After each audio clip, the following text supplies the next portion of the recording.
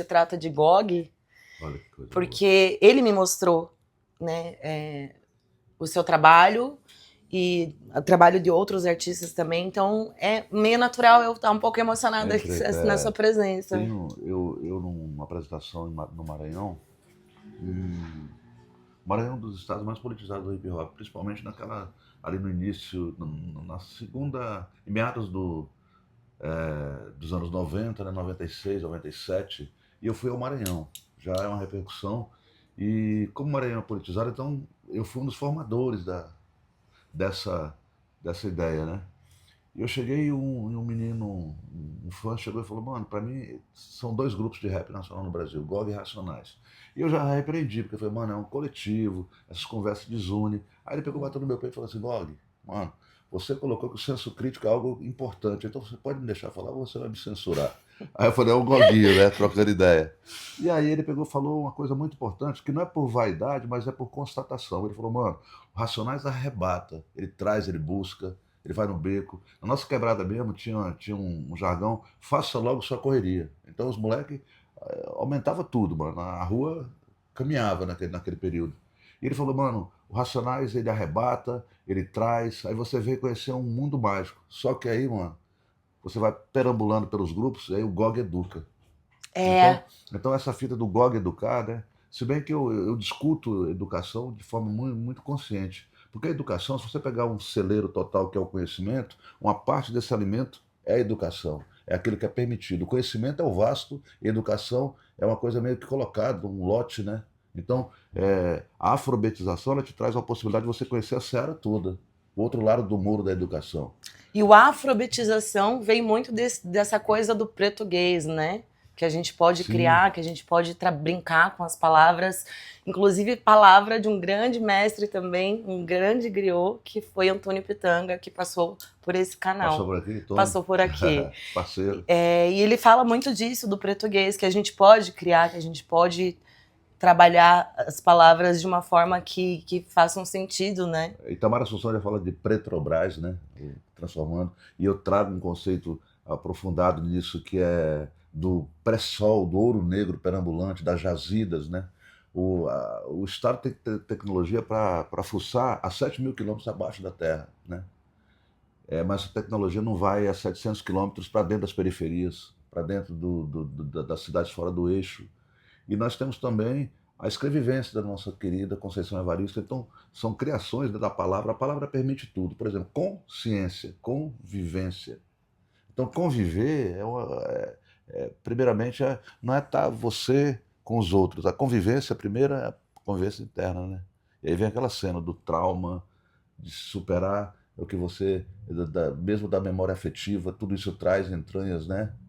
E aí, quando a gente descobre que saída é para dentro, aí você renasce. Aí você está na Aí não caminhada. tem para onde fugir, né? Na Porque verdade, você não se desequilibra mais diante das provocações que é a todo momento. As primeiras perguntas. Eu sou filho de professora. Minha mãe, ela me alfabetiza aos 5 anos de idade. 4 anos e meio para 5 anos já sabia ler. Isso foi uma marca registrada. Então, quando as pessoas falam GOG, e isso vem recorrente para mim, GOG, mano, o rap é legal, mas eu gosto de você do rap. Você é um cara inteligente. Eu falei, não, não, não é inteligência. Todos nós temos a inteligência. O que falta é oportunidade. Eu tive oportunidade. É o que me faz diferente nessa seara. Porque as pessoas querem logo rotular, sabe, Preta? E já querem hierarquizar, você é um cara melhor do que sim. aquele ali. E botar. E já vem o fight, né? Já vem a luta, já vem a batalha. E eu acho que essa paciência política e social é algo que os griots vão aprendendo, né? Eles vão percebendo, né? A água vem, a tormenta e você pega e coloca, não, gente, dá para surfar aqui também, mas dá para nadar também, dá para todo mundo exercer a sua fita. Isso é louco, eu acho que talvez isso seja a, a maior contribuição que o hip hop trouxe para quem vai viver o tempo do hip hop, né?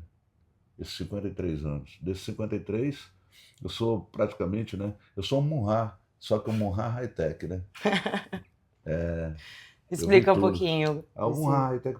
Isso é uma provocação que vem quando eu estava ali pelos 50 e poucos, 50 e tantos, né? Então você está meio novo e meio, né, para frente, né? E as pessoas pegavam e começava a questionar isso e alimentava mais o seu questionamento interno. Então teve uma vez que um moleque num show, ele falou, é o réptil. E eu entendi o réptil. Muito bom, Aí, ambíguo, né? Aí eu liguei para um parceiro, aí outro atendeu, aí, quem tá falando, mano? Ele tá ocupado? Ele falou, é o Gog. Fóssil do rap! que pra... Pô, eu não sabia se ficava feliz ou desconcentrado, saca? Pô, e aí é só as patentes que vem, né? Contrariar a estatística tem seu prêmio, né? Tem seu prêmio. E aí eu falei, pô, tem que transformar isso em música. Eu tenho um parceiro em Brasília chamado Afro Rádio, eu tinha o nome Maravilhoso. Irmão, inclusive, da Janine Matias. Maravilhoso, grande querido amigo. E o Afro amigo. pega e fala, eu falo, Afro, mano, eu sou um Munhá, cara, eu tenho que assumir isso, porque senão eu tô em dissonância, né, com a caminhada. Ele, mano, você é um Munhá, mas é um Munhá high-tech, né? Achei. Porque eu tava procurando isso. E é meu disco de 2018 exatamente fala disso. Aí eu começo a contar da história dos meus pais, da vinda, como a peregrinação dessa fita. E eu falo, era uma vez os caras com várias piadas sem graça, sem colocar a mão na massa. Era uma vez, batido passa, mas despercebido não passa. Chicote estrala sem dó em vocês é o rap, suas leis. Vi na mudança quando o papai mudou do paraíso. Recebido do DF com a baita chuva de granizo, chegamos no quadrilátero com a bunda quadrada, lata de frito sem nada, barriga cheia d'água, usei fralda de pano, não estudei do plano, aprendi a falar véi, aprendi a falar mano, tomei banho nos canos que rompia, ó, sou tão antigo que o rap era só periferia. Papai veio do sul do Piauí, pra morar no morro do Urubuaqui, querosene e API, juntou na seu CI, Hélio Prates, presidente Médici, fumaça estroboscópio na casa da dona Zefinha, giroflex no Fusca, os PM via na Joaninha, e nos Bacu se não tivesse com os doc em cima, passear na veraneio Vascarrina, não sou réptil, não rastejo viu, sou a rima no cio, sou réptil, carreciona a meta, no break day break, fóssil do rap, Munhá high-tech. Oh, que louco. Começamos assim a Upre TV. Já começou? Já começamos, graças aos orixás, que começamos desse jeito, diferente de dessa todas pintura as linda vezes. aqui, né? Desse arcabouço que nos recebe aqui, esse vermelho, vinho, sangue, né? Axé. Tá feliz? Tô feliz, Eu feliz. Também tô muito feliz de receber um dos precursores do rap, do hip hop brasileiro, de uma importância extrema, poeta do rap nacional. Pois é, que patente, hein, louca, né? Poeta do rap nacional, um griot, um mestre de nome Genival Oliveira Gonçalves, mais conhecido como Gog. Como Gog. Obrigada. Obrigada a você. Obrigada, mestre. Que honra. Por essa oportunidade. Eu que agradeço. É muito importante para esse canal e para o registro histórico mesmo. Esse momento, não só com o Gog, mas com todos os outros artistas que passaram e que com certeza passarão por aqui. E eu, nossa, não posso nem dizer que eu quero começar essa entrevista, porque ela começou de um jeito tão maravilhoso, mas eu quero seguir dizendo que, uau, que importante saber que você, mestre, foi o primeiro rapper brasileiro a ter um selo próprio. Sim. Isso é de uma magnitude que eu acredito que até hoje reverbera na sua carreira. E eu gostaria que você falasse um pouquinho desse selo que foi lançado em 1995, se eu não estou... 93. 1993. Quais são os desdobramentos desse movimento, desse ato generoso e também super importante? Você sabia que isso aconteceria? Então, Preta, quando a gente vê a história e toda a caminhada, né, olhando para o lado e vendo aquela estrada, você fala, caramba, né? Você vê um flashback. Eu vi vários autores negros, várias engenharias pretas que foram trabalhadas durante a estrada, e elas foram... Você pergunta para as pessoas por que aquilo aconteceu, ele fala, cara, pela sobrevivência, pela necessidade, pelo alimento.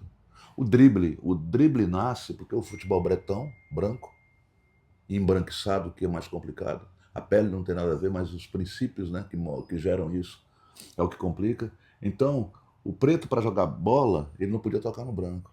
E ele cria uma forma de passar pelo corpo do branco sem tocar. e é o drible que nasce. Então o drible nasce da necessidade de estar presente, de se compor, de estar vivente, né? Então eu precisava sobreviver dentro da cultura hip hop. Eu tinha meus sonhos e eu não queria que meus sonhos se transformassem em pesadelo. Era uma caminhada que eu sempre tive comigo. E em 1992 eu procuro um lojista em Brasília e falo da possibilidade de lançar um disco por lá que ele poderia lançar, porque o CNPJ era algo muito distante de nós, as empresas, né? Mas só tem CPF, né? E pelo CPF, a gente nem sabia que podia fazer pelo CPF, porque já era uma informação mais distante ainda. Então, desse diálogo, lá nasce um compilado chamado Peso Pesado, que é o primeiro registro fonográfico de Brasília. Uau. E a primeira gravadora de Brasília, que é a Discovery. Em 93, a Discovery tinha muita gente para lançar. E eu estava numa fila que eu não queria esperar. E aí, mais uma vez, diante da necessidade, da vontade de estar na estrada, eu crio a Só Balanço. Só Em Balanço. 1993, que foi primeiramente um reduto dos meus trabalhos, mas dos quais eu lancei vários artistas. O Jay Marola, que está aqui, ele, em determinado momento, o grupo dele, Vai Ser Medo, fez parte da primeira coletânea de rap do DF, lançada pela Só Balanço, em 1999, chamada GOG Convida.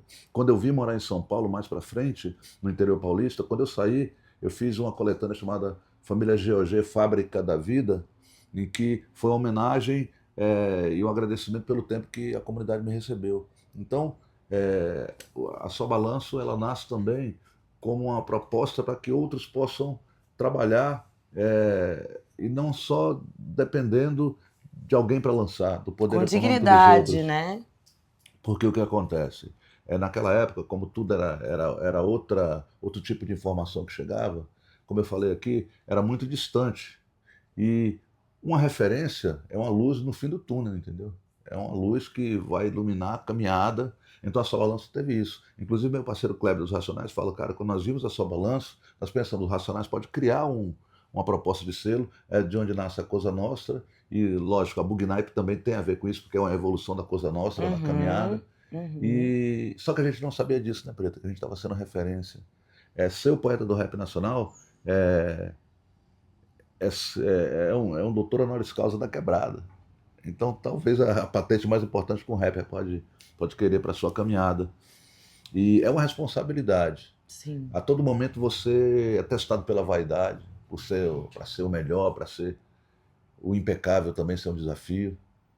Mas eu aprendi nessa caminhada que é a engenharia de um, é o entendimento do outro que vai dar o coletivo. Porque o resumo da matéria do conceito hip hop é a coletividade. Certo. Se for bom só para mim, aí já não é. Né? É um capitalismo branco ou preto, disfarçado de coletivo. Não certo. dá. Tá? Certo. As crises que o hip hop enfrentou durante a sua estrada foram exatamente proporcionadas e aconteceram porque os meios de produção. Quando você fala do princípio capitalista, você tem que falar dos meios de produção, né? Então, não era a periferia que detinha o conhecimento da máquina, o acesso ao vinil, aos equipamentos que poderiam produzir, fazer, e a gente já se submeteu em primeira instância a um capital. A gente que tinha o equipamento, mas que não tinha o compromisso nem a vontade ligada à sobrevivência de estar ali. Então, quer dizer, quando pinta algo melhor, quando o mercado está para o outro lado, essas pessoas vão. As crises do hip hop, ali da primeira década do hip hop, tem muito a ver com isso. Até nós encontrarmos uma palavra muito importante, uma estratégia, que é a autogestão.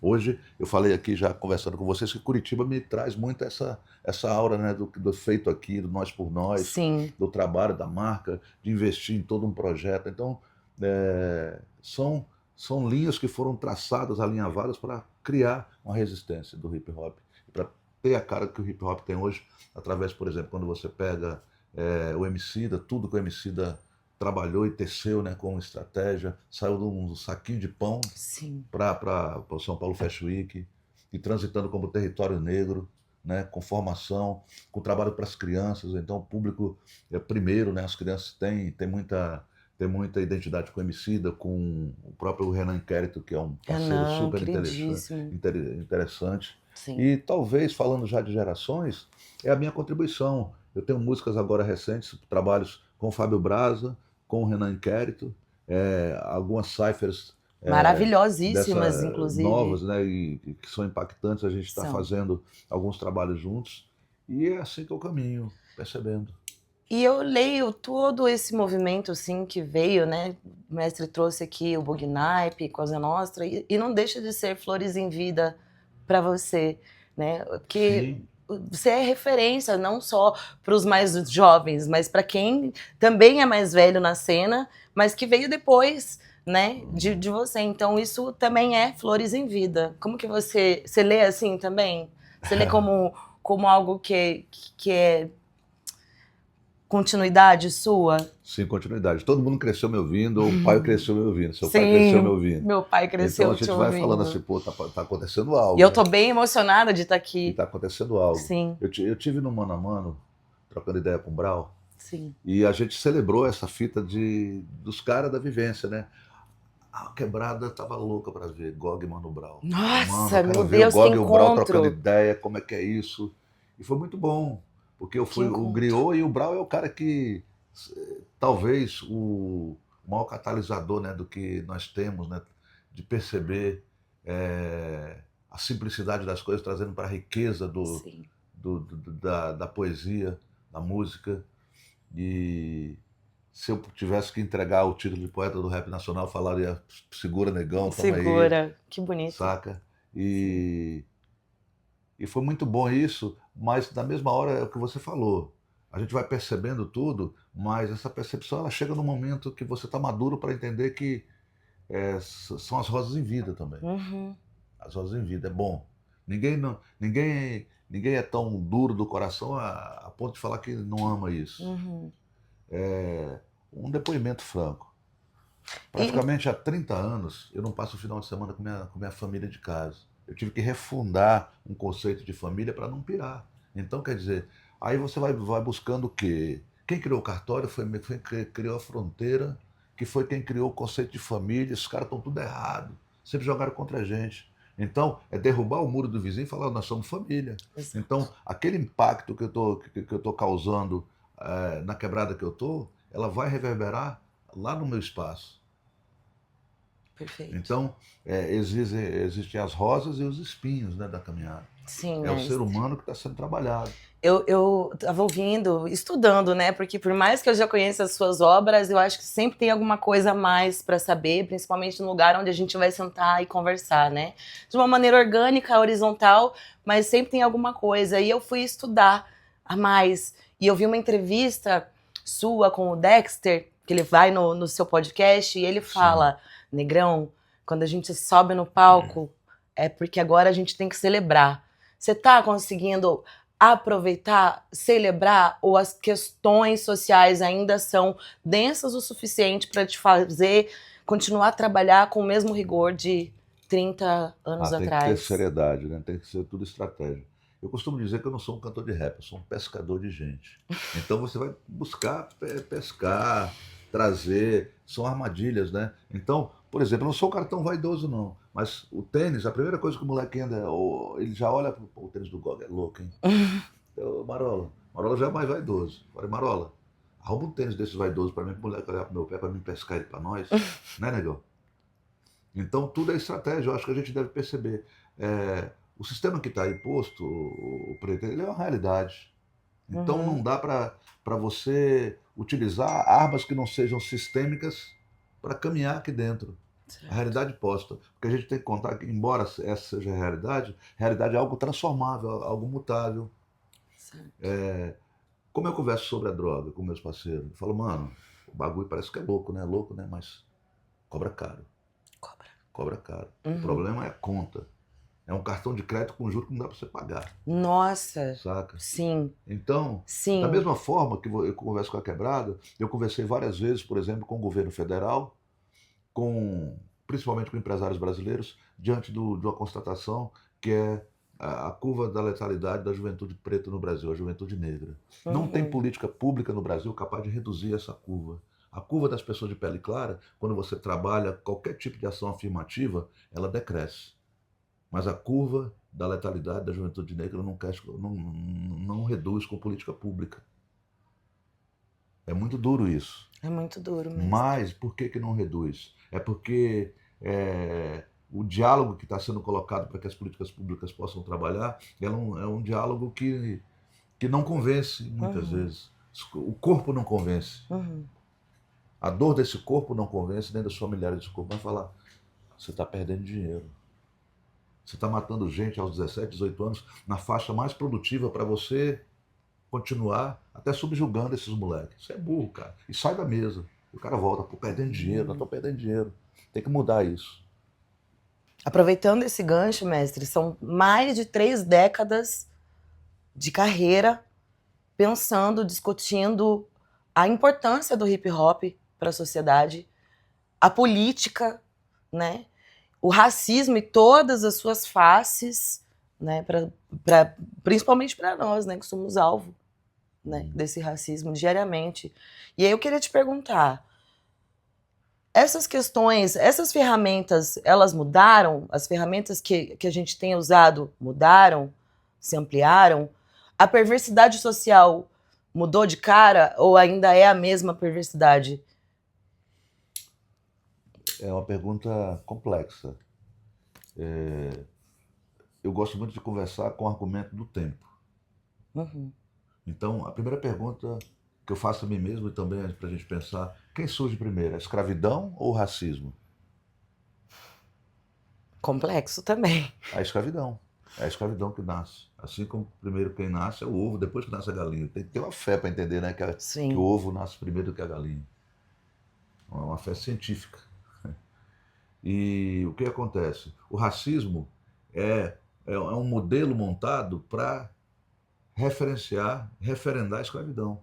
Então, principalmente o racismo científico, o livro, o texto, ele é criado para colocar uma hierarquização entre os seres humanos, surge o conceito de raça, e a partir daí as pessoas elas são muito influenciadas. Você já viu que o livro, parece que o livro livra? O livro prende também. Qual que é o livro que você está lendo? Qual que é o questionamento? Certo. Né? É um ser humano que escreveu o livro. Sim. Muitas vezes tendencioso.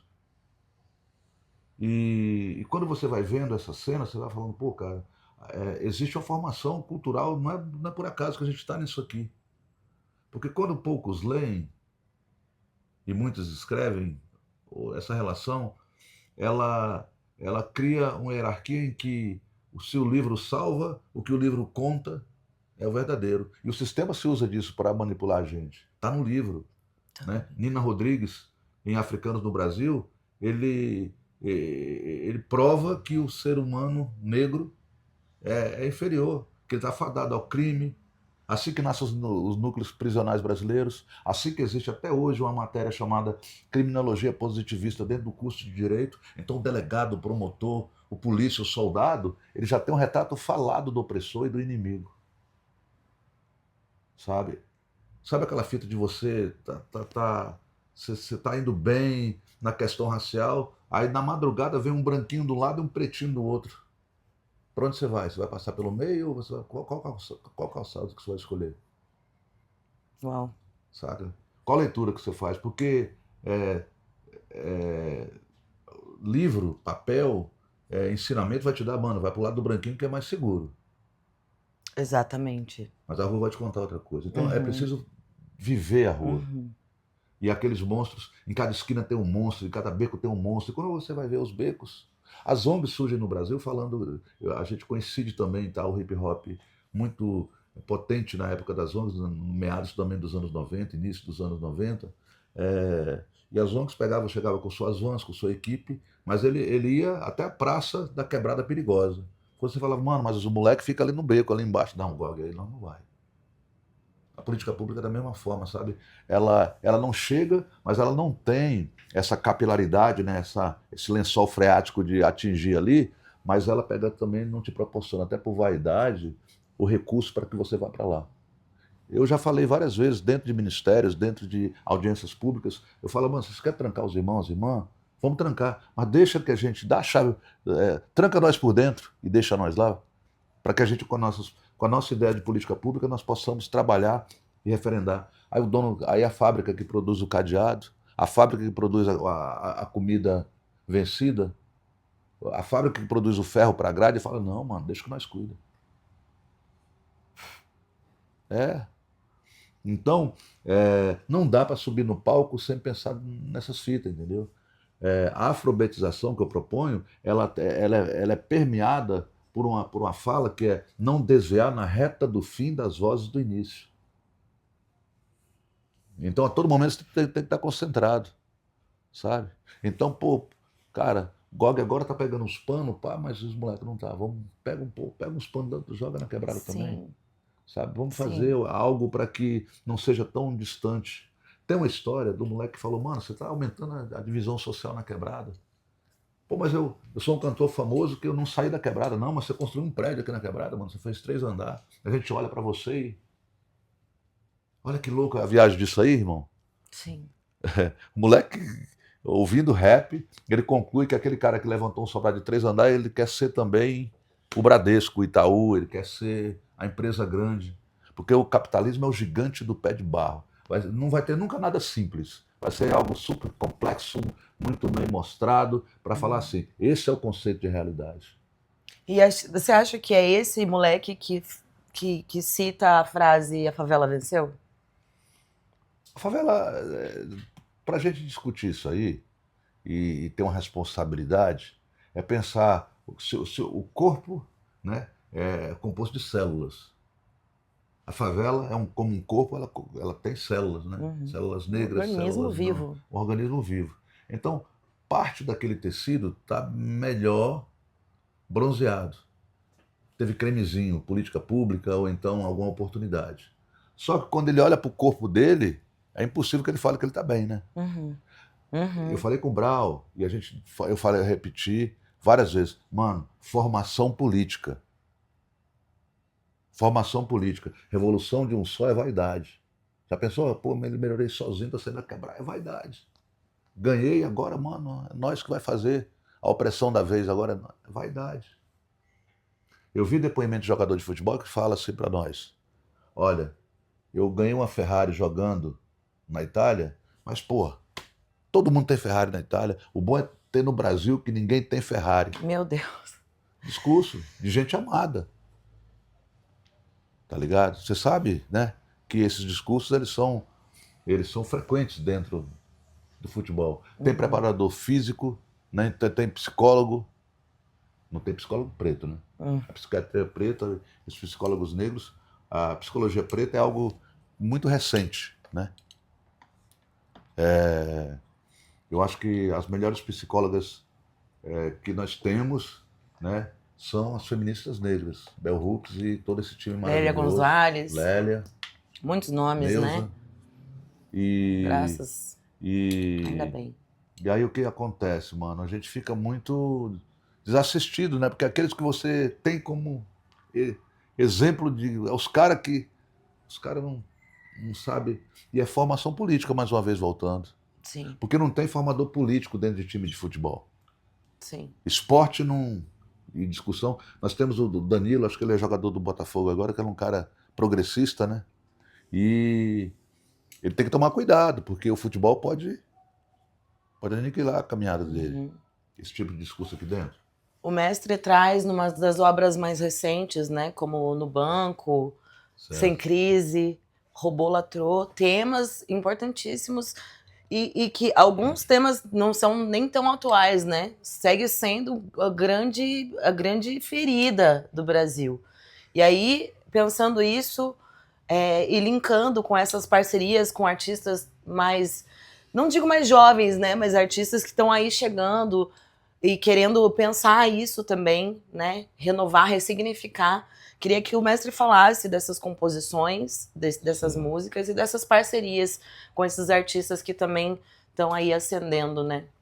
Então, Preta, foi muito bacana você tocar nesse assunto, porque, como eu falei, eu fico sempre... Eu sou aquele engenheiro, né? Que fica toda hora querendo criar algo novo e trazer uma contribuição diante... O hip hop hoje é muito complexo, né? Ele tem toda uma estrutura, ele tem uma impressão de autogestão forte, mas eu acho que ainda tem que trabalhar muito mais o conceito de autogestão. E eu recebi um convite do presidente do Sindicato dos Bancários, o Eduardo Araújo, de Brasília, E ele falou, Gog, eu queria conversar com a periferia, com esse público imenso que você tem. Mas a gente não tem a linguagem, o banco, né, o sindicato dos bancários não sabe como fazer isso. Como discutir, por exemplo, a inteligência artificial, a precarização do sistema bancário. E eu falei, então vamos chamar a quebrada. Sim. Vamos conversar com os meninos. E nós montamos um projeto de leitura de textos para discutir, né, o impacto da chegada da tecnologia. E o que a gente vê, Preta? Primeiramente, preservar a autoestima. Então, quem nasceu para ser IA, jamais será Iaiá. Então já falamos, estamos sabendo Sim. e estamos discutindo a partir da nossa perspectiva. É um mundo maravilhoso, mas é um mundo que principalmente tem que ser colocado, que muita tecnologia que é colocada à disposição não está à disposição para nós, é tudo muito caro. Né? E a tecnologia seletiva, então. Seletiva. E isso, né, vê também muitos jovens reféns da IA, jovens que criam, jovens que pensam cada vez mais dependentes dessa que deveria ser uma ferramenta para impulsionar e melhorar, né? E está se tornando algo, uma dependência, assim. Mas quando você pensa, né, o sistema ele trabalha no acúmulo de capital, recurso em grana, dinheiro, papel. Ou então o papel sumiu, mas tem hoje os mercados trabalham, né, com esse capital volátil, que de manhã você está na Ásia, de tarde você está nos Estados Unidos, na madrugada você está no Brasil e o capital nunca para de girar. Sim. Então isso gera o que o mundo está presenciando, né, de mega estruturas de empresas de poder econômico, um homem tendo mais recurso financeiro do que 10 países juntos, com tudo que é gerado com o PIB, né? Sabe? É muito dinheiro, meu Deus. E eles vendem assim a princípio, mano, é uma ideia, né? Mas não é simplesmente uma é uma ideia que é impulsionada e colocada a todo momento na sua mente para que você vire praticamente um refém daquela ideia. Certo.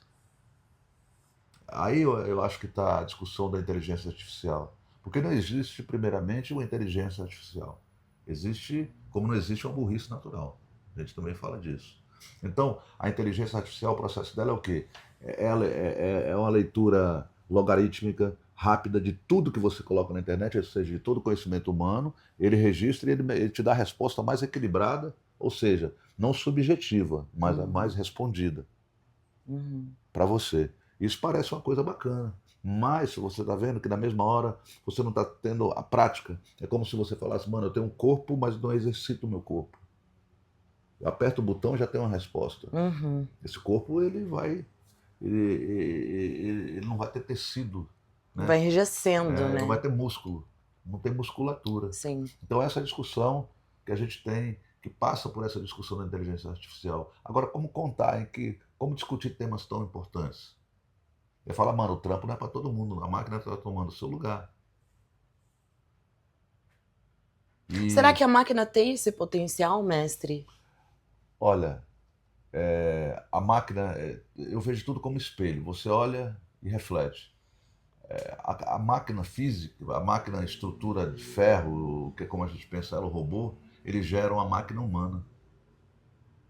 Eu acho que é a reverberação disso, sabe? É o reflexo disso que é o pior de tudo. É a gente se acostumar com isso. Tá? Tem robô escrevendo melhor do que Gog, que foi o Brasil com P mais louco, mas não viveu o Brasil com P. Mas não viveu o Brasil com P.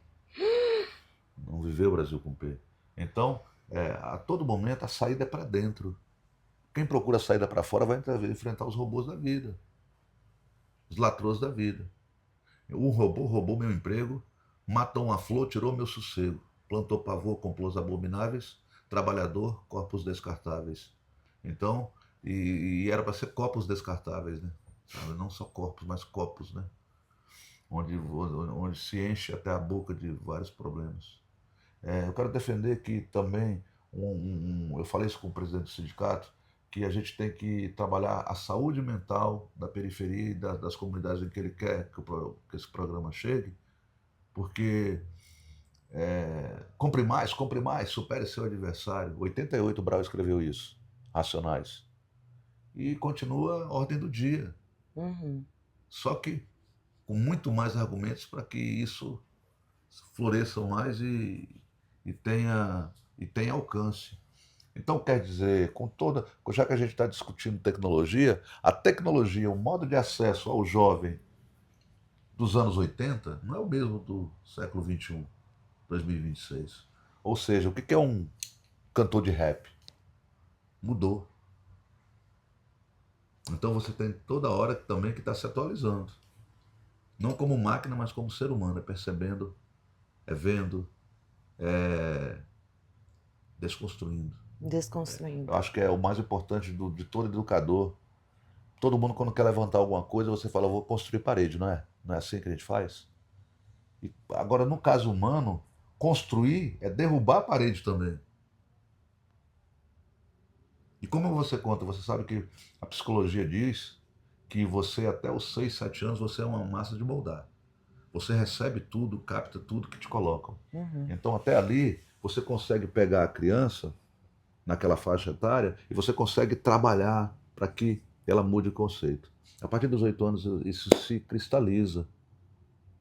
E o que ficou impresso... E ficou impresso são os seus estratagemas. A partir disso aí, quando te contesto, para você mudar, mesmo que você esteja errada, é um processo traumático. Você tem que pegar, é como se você pegasse batesse um metalzinho, lapidando. Ai, doeu. É o trauma. É a vergonha de mudar. Saca? Então, quando você vê aqueles moleques tudo de 15, 16 ali aqui na quebrada, eles estão formados já.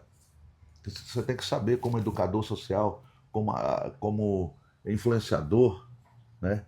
Você tem que falar, mano, tem técnica de abordagem. Certo. Como é que eu vou chegar? Certo. Tem vezes que eu canto Brasil com P, eu já cantei nas cadeias, é diferente de você cantar no Congresso Nacional. Nossa! E não é, sabe, não me entendam mal, tá? Uhum. Mas só são ambientes diferentes. Cada um com o seu peso, né? Cada um com a sua... Por exemplo, eu cheguei na cadeia e o moleque, cabeça raspada, todo olhando. Aí eu, pesquisa publicada a prova. Aí eu, peruca. Aí o cara, um já tirando o outro, e daqui a pouco, no final, todo mundo vem trocar ideia. Aí eu falo, mano, e aí, qual a dor? Qual a dor? Os caras, como assim, qual a dor? Você é um cara forte, né? Mas o que te enfraquece? Pô, o Gog, minha coroa, mano. Minha mãe tá sem poder vir aqui, eu sei que ela tá louquinha. Mas como é que você pode fazer? O que você quer que eu faça por você? Que eu leve uma carta para ela, que eu leve um pipa lá, pá. Mas eu só quero cobrar um precinho. O que você vai fazer por nós? Eu tô fazendo por você. Pô, Gog, eu vou sair daqui, mano. Vou trabalhar para sair daqui de forma consciente. E aí eu vou falar para ele, mano, Steve Biko, Mandela, próprio Muhammad Ali, em algumas oportunidades, sufocado pelo Estado americano, pelo tio Sam. Eles estavam presos mesmo sem grades. Mano. Veja isso como um momento de aprendizado para você, para saber o que você não quer.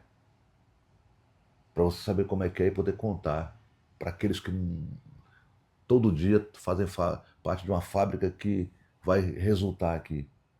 O núcleo prisional, 80% do núcleo prisional dos adolescentes em medidas socioeducativas, eles vão estar no presídio com 18, 19 anos. 80%.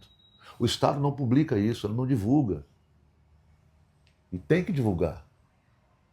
Certo. Né? Tem que divulgar para contar, mano, é a realidade de hoje. Nós temos que mudar essa realidade. E o rap é o poema sujo. O rap tem coragem política, tem força política, moral política, respeito político para contar. E é isso que eu faço. Aulas. É isso que eu caminho. E talvez seja nessa caminhada do século XXI, como eu falei, 2026, 27, 28, e até enquanto eu esteja caminhando dentro do hip hop de forma física, né? Sim. Eu me considero uma pedra super importante nessa edificação e talvez o cara mais perigoso do rap nacional. Eu não coloco palavrão no minhas letras. Perigoso? Sou perigoso. Para o sistema, sim. Para nós, o senhor é Sim. Sou um cara complicado. Um armamento, né? Pesado. Você vai gostar de mim, você vai achar o mais legal. Eu mais já lhe amo, você que não sabe o quão você é importante para mim, para minha família. Inclusive, gostaria de dizer que Manifesto é uma das músicas que eu mais aquilo ali é louco. Gosto E é uma música com parceria com um grande amigo, um dos maiores produtores desse Brasil, aqui de Curitiba, Dario Beats. Salve, Dario! Salve, Dario! Pô, quero te encontrar, negão. Coisa boa. E eu gostaria de que você falasse um pouco, dessa relação com os artistas curitibanos, paranaenses, com os artistas do Sul no geral. Como que é essa relação? E se quiser falar um pouquinho dessa experiência de Manifesto 2015, né, mestre? Então, foi isso? É do Bom High-Tech, né? Ou é do Genival Oliveira Gonçalves? Genival Oliveira Gonçalves. Genival Oliveira Gonçalves. Sim. Que é, inclusive, o primeiro disco, perfil do Brasil, de um rapper. Você vê, nos anos 70, você vê um disco perfil, né? Sim. Mas do rap. E isso é uma caminhada que eu quero contar, porque eu cresci com vergonha do meu nome. Genival é fogo, né? Genival Oliveira Gonçalves. Mas Genival não era Michael, né? Eu não era Máximo. O Marola é o Máximo José. Eu sou o Máximo, eu era o Genival. Então é muito louco. E aí esse processo, isso é consciente. Eu falo, mano, como eu entendo hoje toda a história e a importância do meu nome, porque foi meu pai quem buscou isso, foi o que ele pôde me oferecer de melhor. E ele conta até a história que foi um caixeiro viajante que passou no sul do Piauí, ali nos anos 60, e que tinha o nome de Genival, ele nunca tinha ouvido falar de Genival. Eu falei, pai, não, mas no Piauí não tinha Genivaldo, porque assim, lá, Genivaldo, Ari Osvaldo, né? Floresvaldo, você tem sempre o Aldo no meio. Ou então, Caroline Kathleen. Ele quer sair da curva, do óbvio. São sempre nomes bem criativos, e meu Nordeste é criativo. É verdade. Então o Genival, eu passei a amar isso. E louco é que Genival é Genival Cassiano. Cassiano, a voz mais linda que a música negra já produziu para mim, Cassiano. E aí eu falei, pô, meu nome é louco, mano, né? E aí nasce o Genival Oliveira Gonçalves, e é muito interessante porque a tecnologia me traz a possibilidade, através de um programa que tem no computador, que é SoundCloud, né, mano? Que tem os beats. Então eu podia visitar o mundo todo, e eu descobri o Dario, de alguma forma. E falei, mano, quando eu vi o beat, eu falei, cara, que louco. Ele até falou, Gog, tem um parceiro que gostou desse beat também, ele tá na frente. Falei, pô, conversa com ele, troca ideia. E aí ele falou, olha Gog, só, quando eu falei que era você, o cara falou, mano, libera, que vem coisa boa. E aí foi muito louco. E o Dario é muito criativo, né? Olha, o Igor Melo que tá aí, que tá nos ouvindo também, com certeza vai ouvir isso aí algum dia. O Igor é super criativo, mas no conceito do beat, de pegar o original, não sei se é Luther Vandross, o original da música, Manifesto, e transformar, sabe? Quando eu começo, pô, ouça a voz dessa menina, é Luther Vandross, que é um homem, então até ele acelerou de um jeito que parecia uma voz feminina, né? Então, isso é uma técnica dos produtores, de disfarçar, de trazer. Existe todo um impeditivo para essa criatividade, que é o direito autoral. Eu inclusive, falo que minha obra toda é domínio público, porque a gente não cria só. Você tem que observar, olha só, a pose, a colocação das câmeras ali, está me inspirando, saca? Para me escrever, pô. E era um celular em cima do outro, e dessa forma saiu meu sufoco, aquela ideia que eu colocava naquela sala quadrada, né? Eu trocava ideia e ela abraçada comigo de várias formas, mesmo estando distantes. É que a gente pensava muito junto, muito mais do que antes. Olha que louco. Tudo foi o celular que me contou.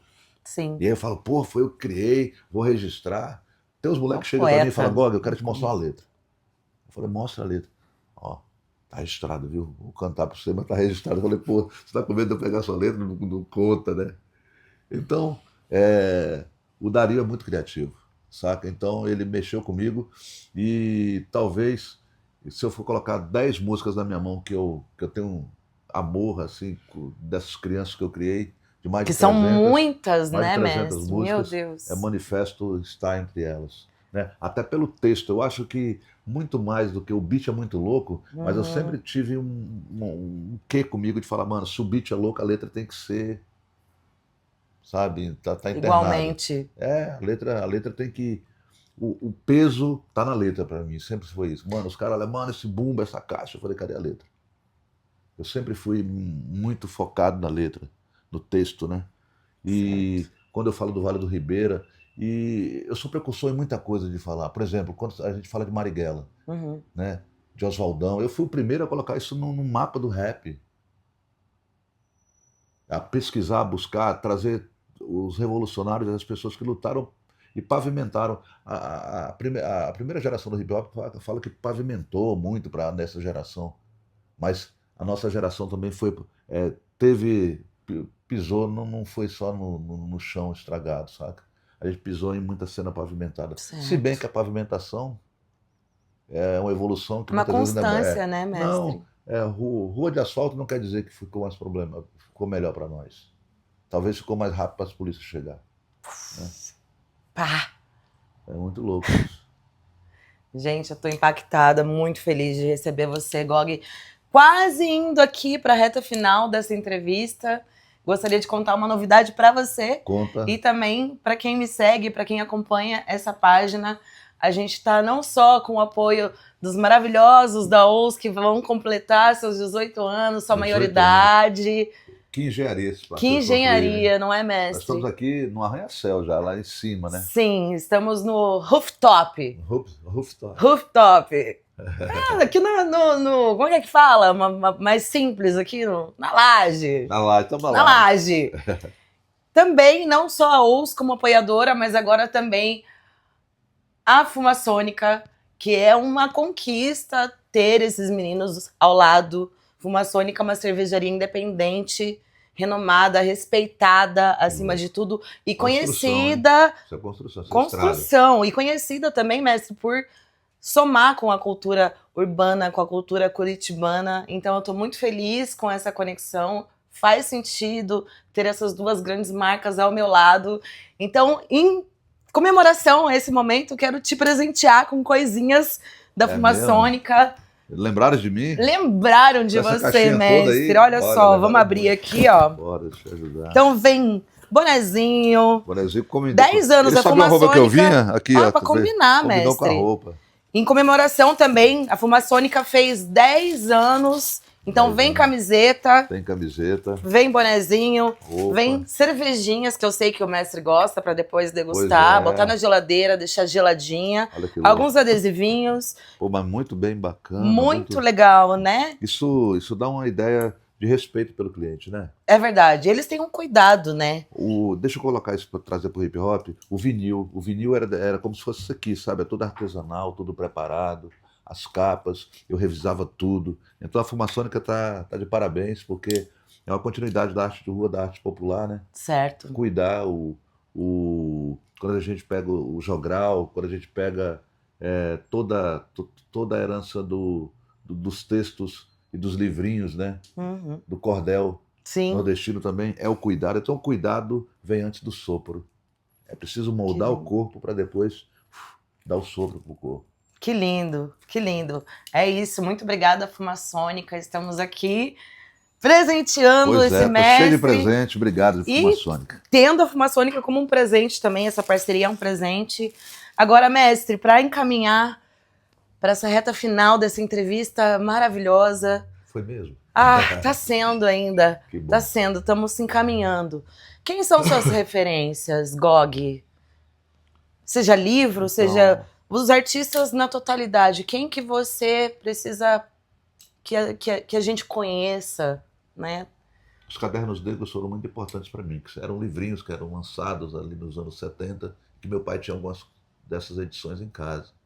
Não completas, mas extratos delas, né? Partículas delas. E o meu primeiro livro foi o vinil, os discos. Anos 70, eu acho que a música dos anos 70 tem muito a ver com o que o hip hop brasileiro vai plantar e vai colher nos anos subsequentes, tá? Tim Maia foi um ícone para nós, um mestre. Teve outros artistas que enquanto você entendia a música, você falava, pô, é louco, mas quando você começa a entender o texto, você fala, mano, faz parte da indústria que eu não quero participar. Então, e tiveram esses momentos também. Pô, tem Lady Zu, tem Miguel de Deus, tem Cassiano, né? Que quando Eu ouvia Cassiano, mas não sabia do nome de Genival. E amava Então, Cassiano. pra mim foi uma novidade. Eu já amava, né? Eu já amava aquela coisa sem saber que era meu homônimo, né? Tinha meu Sim. nome, né? Que era meu xará. E a minha mãe me apresentou os livros de Cecília Meirelles, que inclusive é do Rio Grande do Sul. Cecília Meirelles é uma autora de crônicas, né? Então nós fazíamos os nossos ditados e eu fui alfabetizado com o texto que minha mãe tinha, que era os livros de Cecília Meirelles. São as minhas lembranças. Já de média 17 anos, 18 anos, eu fui impactado pelos anos 80, né? Então, Ler o Capital, né? Que são várias edições, livros grossos, né? E eu comecei a fazer essa maratona da leitura e indico para quem gosta de ler, para quem não gosta de ler, leia aos pouquinhos. Se você colocar 2, 3 páginas por dia, no ano você escreve muito. Aquelas pessoas que estão paradas, que estão desanimadas, mano, faça 2 coisas por dia, uma coisa por dia, uma de manhã, outra à tarde. No ano você vai ter feito 700 fitas, mano. Contar. O que gira é o tempo, não é? É a constância. Não é você fazer hoje, ler 10 páginas, 20 páginas hoje, e depois você não lê nenhuma página. No ano você terá lido 20 páginas. Sim, mestre. Então, amar os livros, mas desconfiar dos livros também, porque os livros são seres humanos que escrevem, não são extraterrestres que escrevem os livros. E o rap nacional, as letras do rap nacional, elas educaram muitas pessoas. O Dexter bate no peito e fala, o rap me salvou, né? E salvou, e os caras, mano, mas ele não tá na igreja. A salvação não tá na igreja, pode estar na igreja. E a evolução dessa discussão a salvação pode estar onde você buscar você. Pode estar aqui agora, se você está buscando você. E se você fantasiar, não vai chegar nunca. Então, o livro é muito importante, a leitura é muito importante, mas cuidado com a educação também, porque a educação pode formar, a educação sem cultura é adestramento, é treinamento, forma a gente. Né? O mau caráter, o que é o mau caráter? É uma má característica, então não desista das pessoas. Então existem vários livros, os seres humanos são livros. Ler as pessoas, né? Essa capacidade de observar, de ver quem é, de ver quem não é, de ver quem é perigoso, de quem pode te adicionar alguma coisa e se afastar daquelas pessoas, não por maldade, mas aqueles que não te servem, caminha por outro lado, velho. Uhum. A gente não precisa de tanta violência corporal e física. Distância. Fala para vocês aqui um coroa que eu levanto a camiseta aqui, eu não tenho nenhuma marca de tiro nem de nenhuma arma branca. E já andei entre perigosos e outros nem tanto. É isso. Tá bom, Preto? Querido. Obrigado pelo seu coroa. Agradecida. Tá bom? Um abraço. Agradecida. Muito obrigada pela generosidade dessa entrevista. Era para ser 40 minutos, demorou mais um pouco, mas tem muita coisa para vocês recortarem. Muito obrigada. Acompanhem o GOG. Para quem não conhece, vá fazer sua lição de casa, certo? Então, muito obrigado, eu fico muito feliz. São mais de 3 décadas caminhando, mas sempre tem emoção. Eu acho que no dia que faltar emoção é porque não compensa mais fazer essas caminhadas. Nós estamos aí a mais de 1.000 quilômetros de Brasília, da nossa terra, da nossa casa, da nossa quebrada, mas a gente refunda esse conceito, como eu falei ao longo da nossa entrevista, do que é quebrada. Eu estou com meus irmãos e minhas irmãs aqui em Curitiba e é o que basta para nós estarmos juntos, tá bom? Queria deixar um pouco dedicado esse programa ao seu pai, que era meu fã, que é meu fã, e muito bom ver sua continuidade. Eu acho que o que ele fez foi muito importante para nós, porque gerou você e gerou toda essa possibilidade de conhecimento. É para emocionar, porque se não emocionar não vale a pena. Obrigada, mestre. Obrigada por tudo. Por nada. Fiquem atentos nesse canal. Fiquem o atentos melhor nesse canal. Da cultura urbana. O melhor da cultura urbana. Para vocês. Para vocês.